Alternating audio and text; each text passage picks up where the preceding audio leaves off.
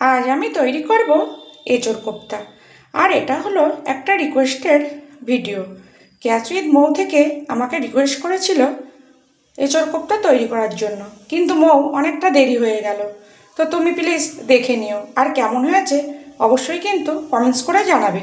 Welcome back to my channel S কিচেনের পক্ষ থেকে আমি শেফালি নিয়ে এসেছি আপনাদের জন্য আরও একটি নতুন স্বাদের নতুন রেসিপি, এঁচোড় কোপ্তা। তার জন্য নিয়েছি আমি এখানে 300 গ্রাম এঁচোড়। খুব ভালো করে কেটে খুব সুন্দর করে ধুয়ে নিয়েছি। দেখুন এরকম ছোটো ছোটো করে সাইজ করে কেটে নিয়েছি, যেহেতু কোপ্তা ছোট বড় কোনো ব্যাপার না। নিয়েছি ছোলার ডাল, আরও অন্যান্য উপকরণও কিন্তু আছে। আমার আরও নিত্য নতুন রেসিপি পেতে আমার চ্যানেলটিকে সাবস্ক্রাইব করুন, আর পাশে থাকা বেল আইকনটিকে অল করে রাখুন, যাতে সবার প্রথমে আমার নোটিফিকেশান আপনার কাছে পৌঁছে যায় আর অতি সহজেই দেখে নিতে পারেন। দেখুন এখানে দিয়ে দিলাম যে এঁচোড় আমি কেটে নিয়েছি, এঁচোড়গুলো। আর সঙ্গে দিয়ে দেব হলুদ আর লবণ। দেখুন দিয়ে দিলাম পরিমাণ মতো হলুদ, আর দিয়ে দিলাম পরিমাণ মতো লবণ, দিয়ে 2 থেকে 3টে ছিটি মেরে সিদ্ধ করে নেব। আপনারা চাইলে কড়াইতেও কিন্তু সিদ্ধ করে নিতে পারেন। দেখুন আর এখানে যে আমি ডাল নিয়েছি এটা হলো ছোলার ডাল। এখানে আমার 70 গ্রাম মতো ছোলার ডাল আছে। আমি 4 ঘন্টা মতো ভিজিয়ে নিয়েছি, নিয়ে ভালোভাবে ধুয়ে নিয়েছি। এবার দেখুন এখানে দিয়ে দেব 4টে কাঁচা লঙ্কা, আর দেব কয়েক টুকরো আদা। যেহেতু নিরামিষ এঁচোড় কোপ্তা একটু কিন্তু আদাটা বেশি ব্যবহার করতে হবে।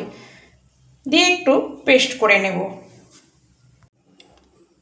সরি, এঁচোড়ে আমি জলটা দিতে ভুলে গেছিলাম, তো এখানে দিয়ে দেব পরিমাণ মতো জল, দিয়ে সিদ্ধ করে নেব।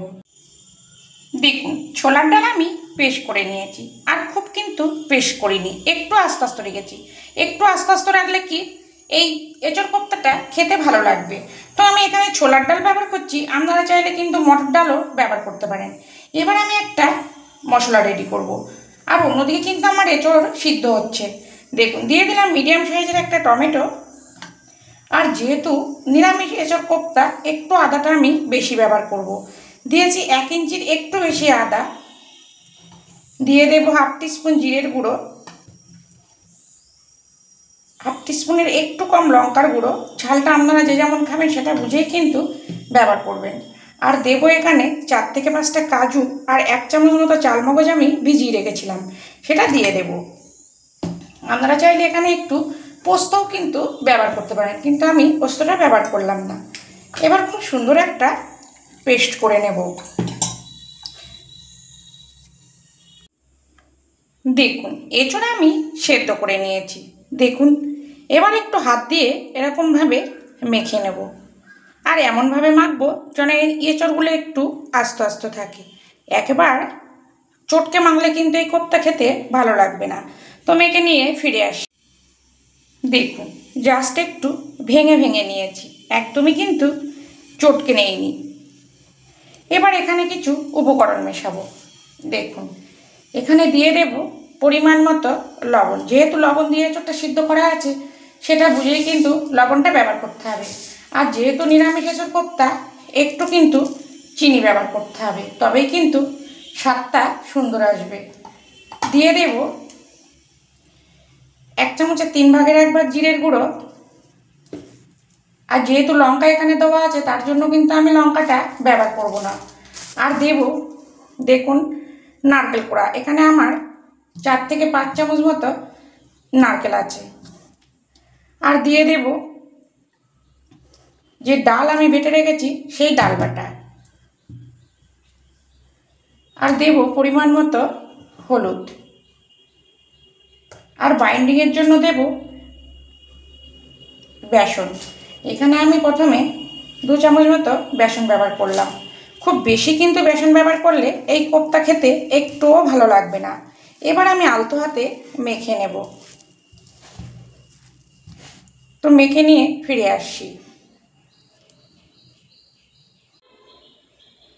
দেখুন সব উপকরণ আমি মেখে নিয়েছি, আর বেসন কিন্তু আমি ওই 2 চামচই ব্যবহার করেছি।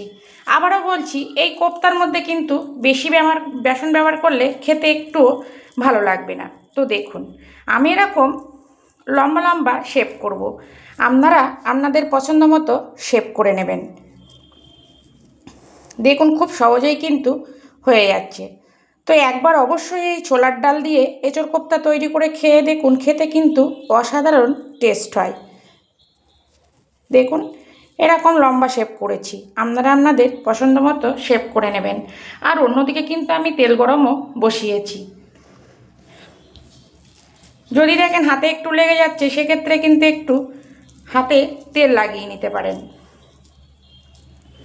দেখুন খুব সহজেই কিন্তু হয়ে যাচ্ছে। আর আপনারা যদি ছোলার ডাল দিয়ে না করতে চান, তাহলে বাইন্ডিংয়ের জন্য এখানে একটু বেশি পরিমাণে বেসন ব্যবহার করবেন, আর সঙ্গে একটা আলু কিন্তু ব্যবহার করতে পারেন। তো একইভাবে সবগুলো করে নিয়ে ফিরে আসছি। দেখুন একইভাবে আমি সব কোপ্তাগুলো গড়ে নিয়েছি। দেখুন তেল আমি গরম করে নিয়েছি। এবার গ্যাসের জোর লো টু মিডিয়াম করে দেব। দিয়ে এই যে কোপ্তাগুলো করে রেখেছি, কোপ্তাগুলো ভেজে নেব। হাই ফ্লেমে কিন্তু ভাজা যাবে না, তাহলে ভেতরটা কিন্তু কাঁচা থেকে যাবে। এক পিঠ হলেই তবেই কিন্তু নাড়াচাড়া করতে হবে, তা নাহলে কিন্তু ভেঙে যেতে পারে। দেখুন এক পিঠ হয়ে এসেছে। এবার এইভাবে উল্টে পাল্টে লাল করে ভেজে নেব।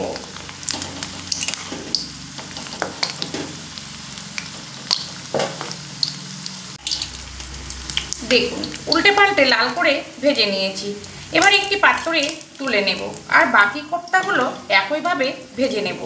অবশ্যই কিন্তু একটু লাল লাল করেই ভাজতে হবে, তবেই কিন্তু খেতে ভালো লাগবে।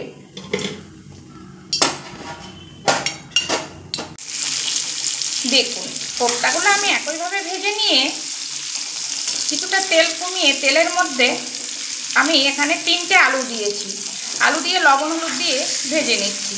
তো এই কোপ্তাটা আমি আলু দিয়ে রান্না করছি, আপনারা চাইলে কিন্তু অন্য সবজি দিয়েও রান্না করতে পারেন, মানে আর কি একটু পটল দিয়েও কিন্তু রান্না করতে পারেন, খেতেও কিন্তু খুব ভালো লাগবে। তো আলুগুলো মিডিয়াম ফ্লেম করে ভেজে নেব। দেখুন আলু আমার ভাজা হয়ে গেছে। এবার একটি পাত্রে তুলে নেব। আর আলুগুলো আমি এমনভাবে ভেজেছি 50% কিন্তু আলু সিদ্ধ হয়ে গেছে।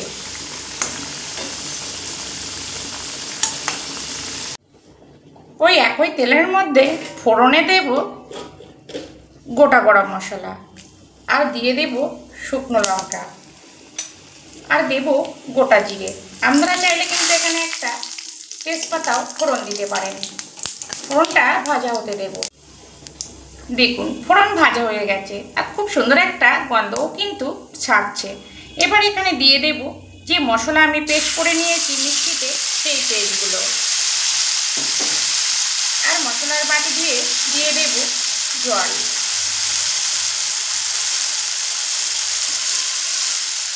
সঙ্গে দিয়ে দেব কালারের জন্য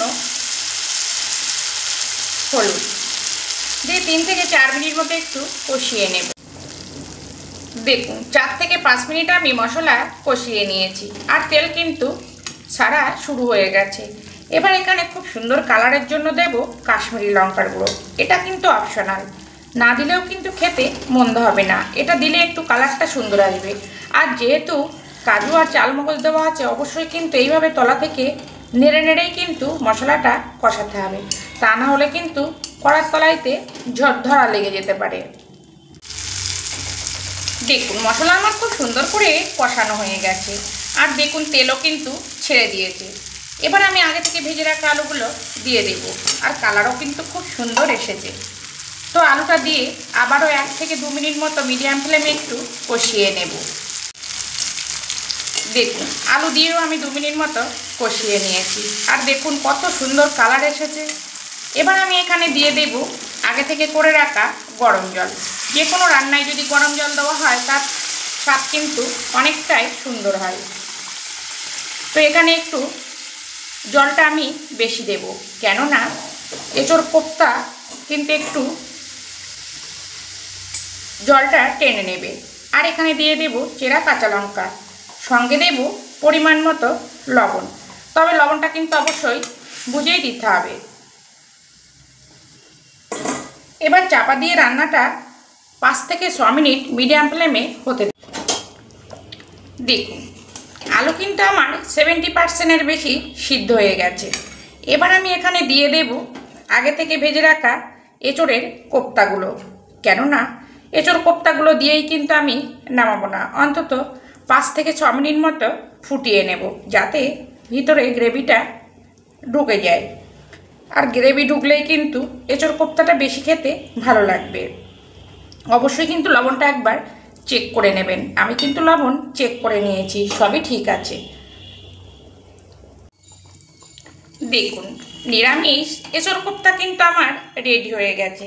আর দেখুন, পুরো আলু কিন্তু গলে গেছে, কোপ্তাও কিন্তু পুরো এর মধ্যে গ্রেভি ঢুকে একদম নরম হয়ে গেছে। এবার কিন্তু আলতোভাবে নাড়াচাড়া করতে হবে, তা না হলে কিন্তু কোপ্তাগুলো ভেঙে যেতে পারে। এবার দেখুন, এখানে আমি দিয়ে দেব গরম মশলার গুঁড়ো। এটা কিন্তু আমার বাড়ি তৈরি গরম মশলা। আমি সব রকম গরম মশলা একটু শুকনো কড়াইতে ভেজে গুঁড়ো করে রেখে দিই। আর দিয়ে দেব ঘি। অবশ্যই কিন্তু এখানে ঘিটা ব্যবহার করতে হবে, যেহেতু নিরামিষ কোপ্তা, ঘি দিলে কিন্তু এর স্বাদটা সত্যি খুব সুন্দর হবে। একটু মিশিয়ে নেব। তো আপনারা বাড়িতে অবশ্যই একবার এইভাবে নিরামিষ এঁচোড় কোপ্তা তৈরি করুন। আশা করছি খেতে খুবই ভালো লাগবে। আর যদি ভালো লাগে প্লিজ আমার চ্যানেলটিকে সাবস্ক্রাইব করে পাশে থাকুন। আর খুব ভালো লাগলে প্লিজ একটা লাইক আর সঙ্গে একটা শেয়ারও করে দিন। আর এই এঁচোড় কোপ্তা আমি গরম ভাতের সঙ্গে পরিবেশন করব। আপনারা চাইলে রুটি, পরোটা, ফ্রায়েড রাইসের সঙ্গেও কিন্তু পরিবেশন করতে পারেন। আর যে এতটা গ্রেভি দেখছেন, এত গ্রেভি কিন্তু থাকবে না, মানে আর কি একটু টেনে যাবে। তো আমি আবার ফিরে আসবো নতুন কোনো রেসিপি নিয়ে। সবাই ভালো থাকবেন, সবাই সুস্থ থাকবেন।